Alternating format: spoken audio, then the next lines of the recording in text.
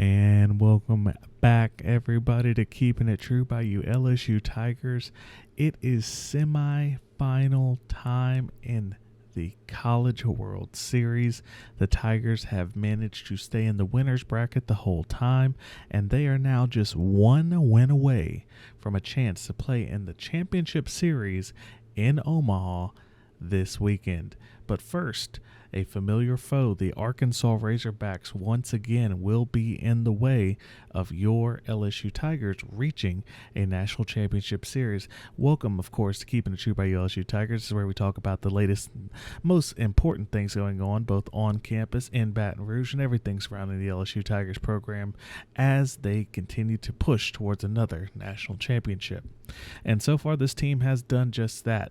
You know, we look at how this College World Series has gone so far, and despite the challenges, despite the potential setbacks you thought you were facing, you know, you really can't complain so far. You had a very strong outing by your ace one of two, in Cade Anderson on Saturday night that put you in a position with a 4-1 victory to play in the winner's bracket on what should have been exclusively Monday.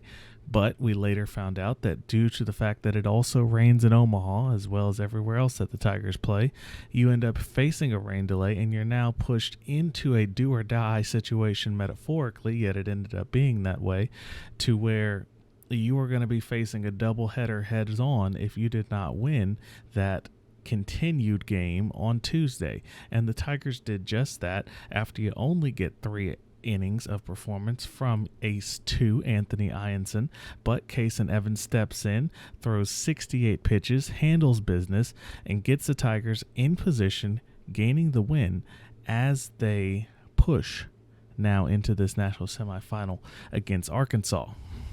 On the other side of things, after LSU handled business, somehow Arkansas was manifested the greatest performance basically to ever happen in the College World Series, as Gage Wood went out and threw a 9-inning complete game no-hitter with 19 strikeouts, which entirely, and one, by the way, one plate appearance away from a perfect game with 28 batters faced. Completely not only changing the emotional side of things for Arkansas fans, players, the program. It really was able to create a moment in this College World Series that Arkansas could then hold on to. You know, LSU handled business pretty handily against Arkansas during the regular season, winning 3 of 3, but only be awarding 2 wins. Of course, making a joke there about the work of the umpire there in game 3 of the regular season. But, you know, LSU won the regular season series. They then are able to hand Arkansas a quick loss in the College World Series, and then you feel like that team is kind of starting to get deja vu. They're saying, oh, great, another trip to Omaha where we just fall flat. And all of a sudden, like I said, this out-of-the-world performance comes and pushes new life into that Arkansas team in a way that they haven't had in so long. And I believe the trickle-down effects have already taken place. Arkansas, of course, then had to come and take care of UCLA following their loss to LSU. And that game, while competitive at the end, was Arkansas dominating for 8 consecutive innings, again, holding UCLA to 0 runs. Part of that, of course, being some UCLA choices on the base pass, stealing home with 2 outs, you know, just some things you maybe don't do with the bases loaded. Certainly risky. Credit to them for trying. But so far, we now have an all-SEC national semifinal, which means that you will have an SEC team once again looking to continue the streak and keep Omaha a SEC ballpark. It is going to be interesting, but of course it only happens when the pitching is in place.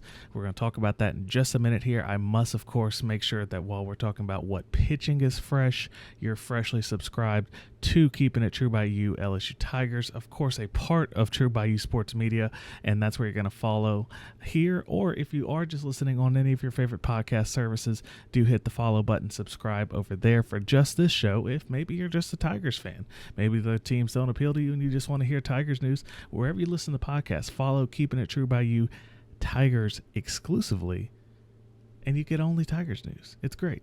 So don't worry about the other stuff if that's not what you're into. Of course, if you are, find it there. Find it on TikTok. Find it on social media. We're happy to have you.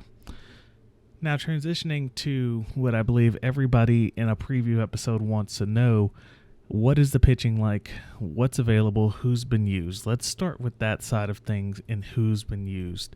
You have Cade Anderson, who went 7 innings on Saturday. Obviously, it would not be your intention, I believe, to pitch him in this particular national semifinal situation where either of these two potential games, you probably want to keep him as fresh as possible to get you a Saturday win in a national championship series. So we will assume he is out. He was then relieved by Chase Shores on Saturday, where he threw 10 pitches, and Kason Evans, where he threw 13 pitches.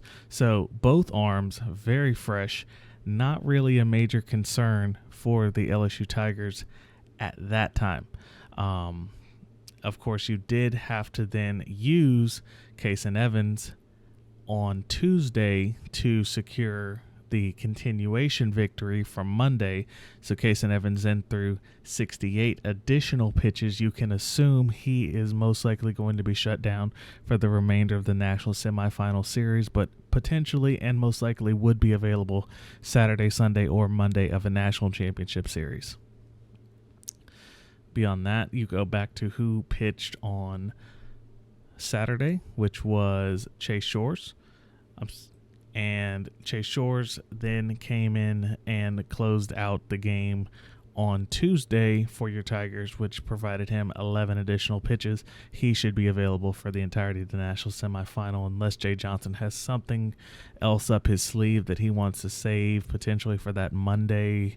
But you have to imagine he's still available. I can't say why he wouldn't be.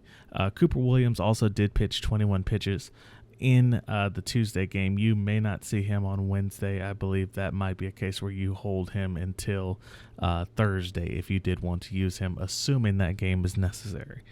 And that's pretty much the entirety of the Tiger situation. Of course, I didn't mention in great detail Anthony Ianson, who did come out on Monday night, threw 3 innings, 44 pitches. So based on the way how he has worked in the other parts of this season, the guy is a pure athlete.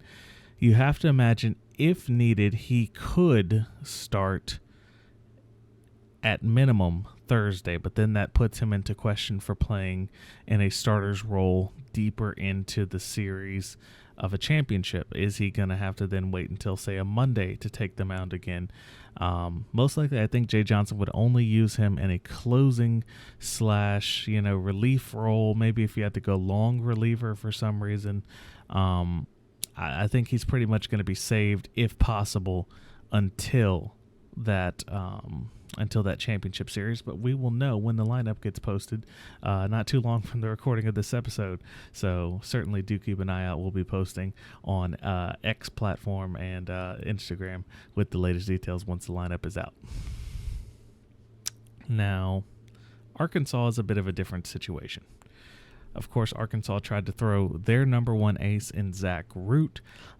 He had to be pulled early in the matchup against LSU on Saturday. 1 2/3, 38 pitches. We did see him later on what ended up being their Tuesday night matchup against UCLA, where he went and faced 19 more batters for 5 innings pitched. He is most likely going to be shut down for the remainder of this national semifinal series. There's a chance he could probably go on Thursday, but in what capacity, who knows? So I would have to assume that he is going to be done for this particular weekend. Then you take a look at what else had to be used on the Saturday matchup, which was Gabe Geckel, and I believe I have that correct there, who threw 90 pitches in relief over 6 innings of work. He will most likely not be available at least on Wednesday. Maybe you see him on Thursday in some capacity. But again, Arkansas has to win a game for Thursday to happen, because if LSU wins on Wednesday, it is over and they advance to the national championship series, which would start on Saturday. Beyond that, Cole Gibbler, 1 inning pitch, and Christian Fouch, who threw 8 pitches in a third of an inning of work. Then you had Gage Wood, who came and delivered the, again, debatable best College World Series pitching performance to date. And he and his 9 innings are most definitely not pitching until at least Saturday. Most likely you see him on Sunday if Arkansas were to upset the now favored LSU Tigers, as the line has shifted to a plus 100 even money for the Tigers to win the national championship.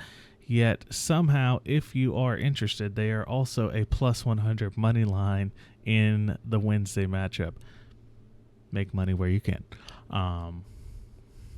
Interesting point there. But then you take a look at the performance that happened on Tuesday night, and apologize on the delay saying these dates. It has all come together with the rain delay. Didn't necessarily flow, where they used Zach Root again. We talked about that already, but Aiden Jimenez, 3 innings, 10 batters faced, probably have to be saved till Thursday. And then Will McKinstry, he is most likely viable in either of these games. So both teams who do already have relatively deep pitching staffs, many people would say that LSU's is slightly deeper. They are both going to be in great position for whatever this series ends up looking like. If it is a 1-game victory from LSU on Wednesday, or if it does have to go into an elimination match, as you would push into Thursday at that point. Whatever it ends up being, it certainly will be very, very interesting, very engaging. And of course, you know, it's a great SEC matchup. LSU, Arkansas, 2 of the strongest programs in the entire conference. The only 2 that managed to find their way to Omaha are rightfully so battling out for a chance to win another national championship for the conference and for their university. I think it's fitting, and it'll be amazing watch for any college baseball fan, much less those of the 2 programs. So just some other quick main factors here in this preview episode. What I will kind of be keeping an eye out for, some things to note regarding what we've seen so far. So I personally have always enjoyed looking at the weather aspect of things that will be coming along with the way how these games work out. And one thing that you need to know about Charles Schwab Field is that the wind tends to blow into the park. It is not a very strong park when it comes to the ability to lift home runs, to enhance the long ball, and to create stronger benefits, if you will, for teams who hit hard. It's very much a pitcher-friendly park, if you will, with the immense amount of foul territory, and that sort of is going to be reflected here when you take a look at what you've seen between these 2 teams, particularly one more than the other. So you go back to Saturday, LSU wins that game 4-1. Definitely a lower scoring outing, but LSU was able to get the offense turned on only in 2 innings, the 2nd and the 8th. Arkansas was able to put up 1 singular run, which came, of course, via a home run there. So that is one of the things that makes it a little bit challenging is, again, if you can't put offense up, the park's not going to come and save you like so many others would. You then take a look at when Arkansas faced Murray State in their first elimination contest, and you saw Gage Wood, of course, held Murray State to no hits, which certainly did help. And the Pigs, frankly, the Hogs, the Razorbacks, frankly did need the help because they failed to put a lot of runners through. They only put 3 runs up, 10 hits, and that's not going to cut it against these types of programs. Then you would see, as they faced UCLA in another elimination contest, the offense started to come around for Arkansas, but 7 runs, which is certainly nothing to laugh at, nothing to raise your nose to, but you saw mistakes in the offense, 3 errors committed by the Razorbacks. That is something that you're going to have to see a change. You're going to have to see something change, because the way how LSU this year has evolved the program to where it doesn't have to rely on somebody who goes and hits 30 home runs in both your third, fourth, and fifth slot. You certainly have Bear Jones, who does an amazing job getting the ball out of the park. And then you've had other characters come along, be it Milam, be it Curiel in the early part of the year, and all the other contributors. I don't really feel as though the long ball is what's going to be the main factor here. It's going to be getting those hits, continuing to turn over pitchers, and that's what LSU dominates in. Again, 12 hits against UCLA, which is sort of that more rotating staff style of play. They pitched 8 pitchers in the game against LSU in total, so you got 12 hits off of their staff. And if you're talking about going with a more, rotating staff type of contest, which Arkansas may be putting themselves into, LSU tends to thrive in those type of situations. Once they're able to just sort of turn over and find who's the weakest reliever, they capitalize on it more times than they don't. And that's going to be something to certainly be looking out for in these, hopefully for LSU fans, 1 semifinal game. But if it ends up being 2, it's going to be 2 great games. And of course, we'll be here to talk about it all, no matter what happens. And we're certainly thankful that you've stopped by for this preview episode. And we, of course, encourage you to, again, subscribe, follow, share with a friend, get them ready for the game as well, as it will be a very fun one, an all SEC battle for a chance to play for a national championship. This was, again, keeping it true by you, LSU Tigers. Thank you all for watching, and a big go Tigers. Thanks, everyone. This has been a True by You Media production. This show is for entertainment purposes only and does not render legal or financial advice. Remember to bet responsibly. Distribution of this podcast is prohibited without the express written consent of True by You Media or its subsidiaries.